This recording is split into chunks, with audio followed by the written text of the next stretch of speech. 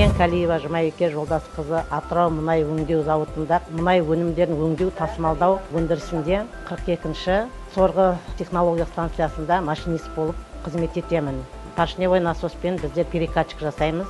Электр насостарменен біздер мұнай өнімдерін құямыз. Вагон цистерна келген кезде насосымыздың қысымы көтеріліп кеткен жағдайда біз тоқтатып, қайтадан іске қосамыз. Біз насостардың тазалығын, айналасындағы артық заттың болмауын, манометрді қарап, майларын құйып, тазалығын қарап отырамыз. Бала кезімнен бастап осы зауытқа жұмысқа келуді армандадым. Айналамдағы достарымнан көріп, қызығып, осы саланы таңдадым.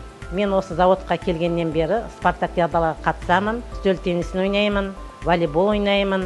Жұмыстың қызығы бір мезгілде бірнеше жұмыстың берілуі, сол жұмыстың схемасын жинау және сол насостарды іске қосу. Жұмыстың ең қиын мезгілі қыста поршневой насоспенен қатқан линияларды продавка жасаймыз. Мен үшін мотивация өзімнің қасымдағы әріптестермен жұмыс жасау, қиындықты, жеңілдікті бірге бөлісу, өзімнің бригадымдағы әріптестерім және ауысым бастықтарыменен маған жұмыс жасау өте қызық.